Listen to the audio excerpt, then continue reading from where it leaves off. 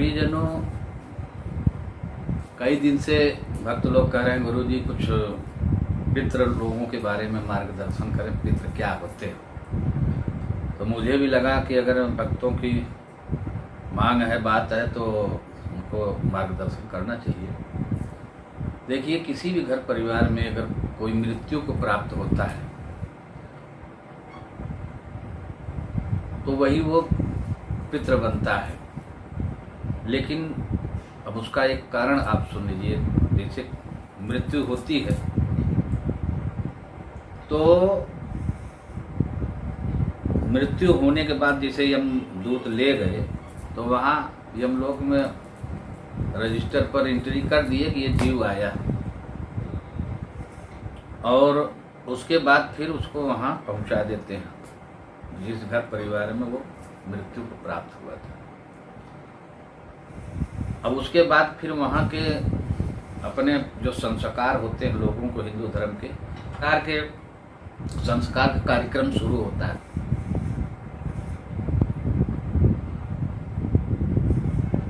एक दिन 2 दिन के बाद से जब पिंड बंध जाता है तब से कार्यक्रम शुरू होता है। 12 दिन 13 दिन चलता है। 13वें दिन 10वें दिन मुंडन संस्कार और 13वें दिन भोज होता है। उतने दिन तक वह जीव आत्मा वहाँ पर विचरण करती रहती है। जब उसको भोग मिल जाता है, उसके सारे संस्कार हो जाते हैं, उतने दिन वो वहाँ पर प्रेत शरीर के रूप में, वो अदृश्य रूप में अपना विचरण करता है, देखता है कि हमारे लिए क्या क्या हो रहा है, कैसे क्या हो रहा है। जब ये सारे कर्म हो जाएंगे, उसको भोग दिया जाएगा आखिरी में, तब फिर वो उस प्रेत योनि में चला जाता है। अब प्रेत योनि में जाने पर वो इधर उधर भटकेगा। अगर उसके अच्छे कर्म हैं, अच्छे कर्म में जैसे धार्मिक विचारधारा के प्रवृत्ति का धर्म कर्म करने में महानता हासिल किया है, अच्छे कर्म किया है, लोगों को कल्याण स्वरूप कार्य किया है, गरीबों की सेवा, दुखियों की सेवा, इस तरह के जो भी धार्मिक कार्य होते हैं, तो अगर इस तरह के कार्य उसने अपने जीवन में किया है तो वो तो जिस प्रभु की सेवा में लगा है उस लोक में उसको रास्ता क्लियर खुल जाता है जाने का। और जो कुविचारी हैं, कुकर्मी हैं, लोगों को कष्ट देते हैं, अपने परिवार में माता पिता को कष्ट देते हैं, तरह तरह की अपराध करते रहते हैं, तो वो उनका ट्रांसफर सीधे हो जाता है नरक योनि में। अब बचे वो जो मीडियम वाले हैं। अगरबत्ती जलाई दी है, धूप दीप जलाई दी है भगवान के, उसके बाद अपने काम धंधा में लगे हैं। उनमें जो कोई मतलब शरीर छोड़ता है, जो उसमें भी अच्छे होंगे, वही पितृलोक जाते हैं। पितृलोक में ऐसे ही लोग जाते हैं। वहाँ भी वो वेटिंग रूम समझिए, जब उनकी आवश्यकता होगी जहाँ तक वहाँ भगवान अपनी लीला अपनी रचना से उसको भेजेंगे, लेकिन वहाँ उसको इंतजार करना पड़ेगा।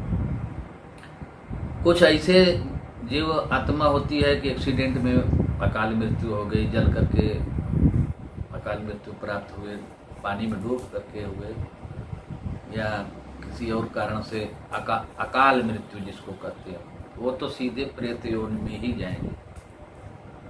उनके लिए और कहीं कोई चारा नहीं। तो जो पितृलोक में गए हैं वो उनका जो है उन्हीं को पितृ कहते हैं। तो उनकी सेवा पूजा जो लोग अपना साल भर में एक बार करते हैं पितृपक्ष में, तो उनको जो भी भोग प्रसाद, उनकी सेवा, दान दक्षिणा, गणम बगणम जो भी करते हैं तो वो उनको प्राप्त होता है। जैसा हमारे गुरुजनों ने और धर्मशास्त्रों ने वर्णन किया है कि मनुष्य का एक वर्ष मतलब 365 दिन, तो देवताओं का एक दिन होता है। हम साल भर में एक बार करेंगे तो उनको रोज एक दिन मतलब बराबर मिलता रहेगा भोग प्रसाद दान दक्षिणा, तो वो प्रसन्न होते हैं अपनी सेवा से। तो जब वो प्रसन्न होंगे तो आशीर्वाद देंगे। और जो प्रेत योनि में है तो वो आशीर्वाद नहीं देते, प्रेत तो प्रेत ही है, तो वो हमेशा आपको कष्ट देंगे। आपने उनके लिए अगर थोड़ा बहुत कष्ट दिया है ना तो आपको कम नहीं, उससे ज़्यादा ही देंगे। आपकी उन्नति रुक जाएगी, रोजी रोजगार में बरकत नहीं होगी, नौकरी धंधे में भी तरह तरह की विघ्न बाधाएं आती हैं, और वंश वृद्धि नहीं होती है। किसी भी परिवार में किसी भी पति पत्नी के बीच में अगर पुत्र की प्राप्ति है तो वो समझ लीजिए कि वो बहुत सौभाग्यशाली है। बहुत से ऐसे परिवार को मैंने भी देखा है कि लड़कियां हैं तो उनके वंश को रोक दिया गया है, तो वो पितरों का काम है।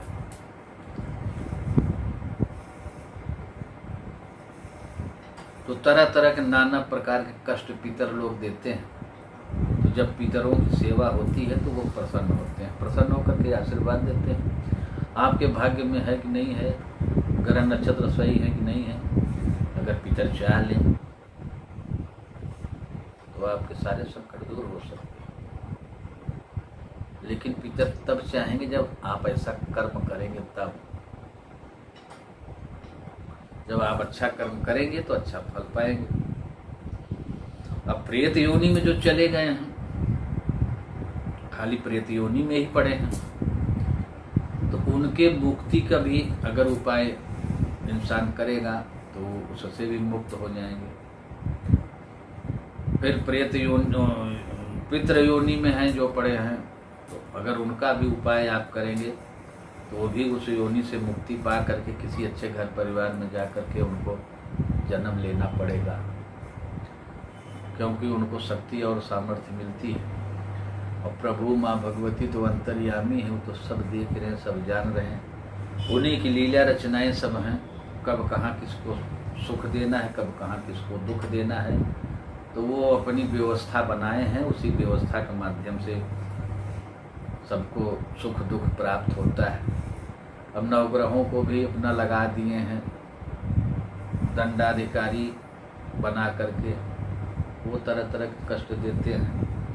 तो बहुत चीज़ें हैं, बहुत बातें हैं, लेकिन पितर की सेवा करने वाले जो भी होते हैं, जो तो इस जीवन से मुक्त हो गए, शरीर से मुक्त हो गए, तो उनको तो आपका सेवा की कोई ज़रूरत नहीं है। मैं आपका हलवा पूड़ी खाएंगे ना, चावल दाल और पकवान खाएंगे, तो वो तो मुक्त हो गए। और जो नरक में चले गए उनको भी कोई मतलब नहीं, वो अपना नरक भोग रहे। जरूरत उनको है जो पितृलोक में है, उनको आप जो दान धर्म करेंगे, सेवा भाव करेंगे तो उनको मिलेगा जो पितृलोक में है। और उनकी भी मुक्ति जब वहाँ से होगी तो अच्छे घर परिवार में जा कर के जन्म लेंगे। प्रभु की रचना में है, वो की माया है, वो उससे होगा। लेकिन हमारा आपका जो धर्म है, अगर मानव तन पाए हैं तो उसके लिए भैया कर्म बहुत जरूरी है। अब 60,000 पुरखों को तारने के लिए भागीरथ जी को कितनी तपस्या करनी पड़ी। गंगा मैया को ले आए पृथ्वी पर, छोटी मोटी बात नहीं है, खाली किताबों में ग्रंथों में लिख दिया, अब आपने पढ़ लिया तो हो गई कहानी। अब वो कितने वर्षों तक तपस्या किए हैं तो वही जाने। तब जा करके देवी देवता प्रसन्न हुए, तब फिर उनके 60,000 पुरखे तक 60,000 पुरखे जो हैं वो तर गए। आज के युग में मनुष्य के जीवन है 80-90 साल।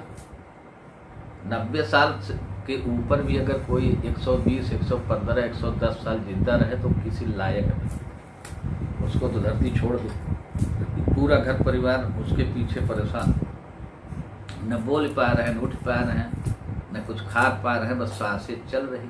तो ये कोई जीवन नहीं है। जीवन तो यही है, समझ लीजिए कि ज़्यादा से ज़्यादा 80 साल 90 साल, बस उसी में चलते फिरते प्रभु और माँ की कृपा से इस शरीर से मुक्ति मिल जाए तो जीवन से, तो वो बहुत बड़ा सौभाग्यशाली है। तो बहुत बातें हैं। उसी तरह उनको तारने के लिए जो भी कर्मकांड होते हैं विद्वानों द्वारा, ऋषि मुनियों के द्वारा निर्धारित किए गए, आज नहीं बने हैं कि कोई आज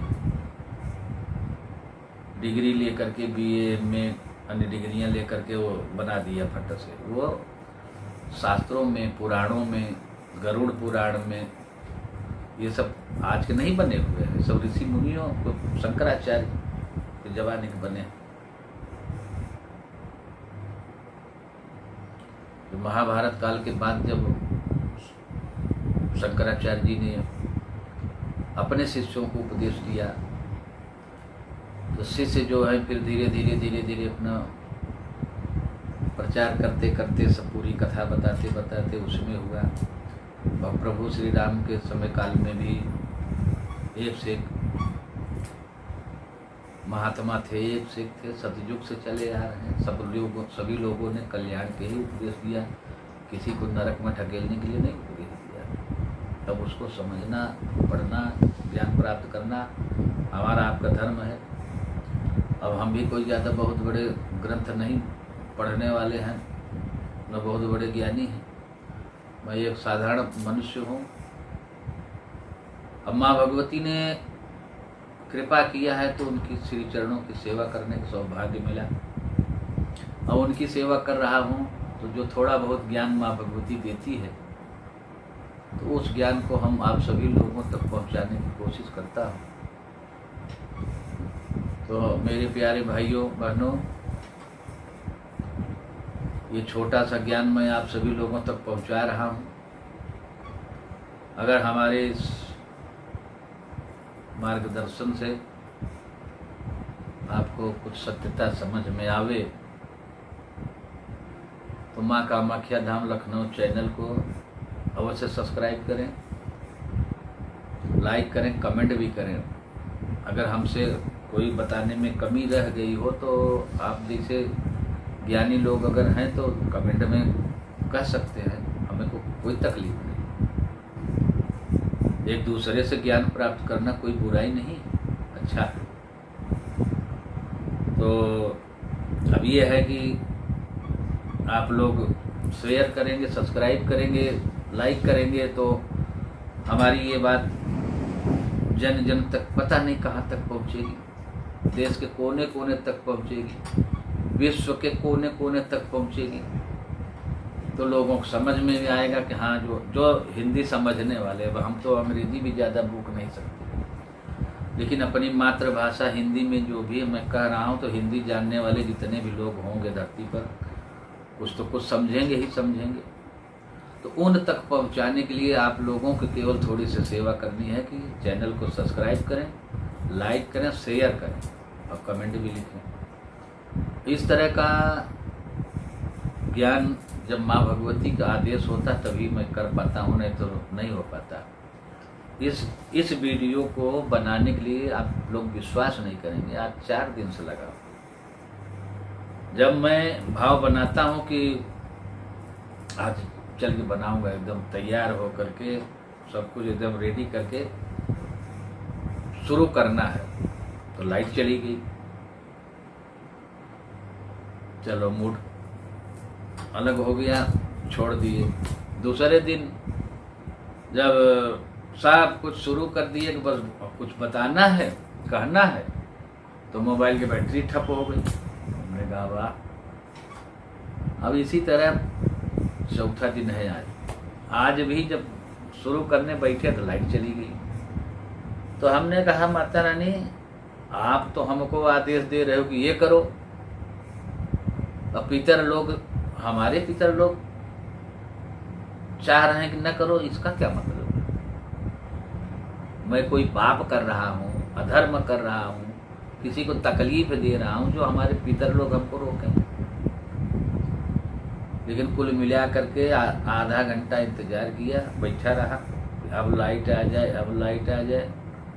फिर मूड में आया माँ भगवती की कृपा कि हमने कहा चाहे आज रात भर शाम तक आवे चाहे रात में।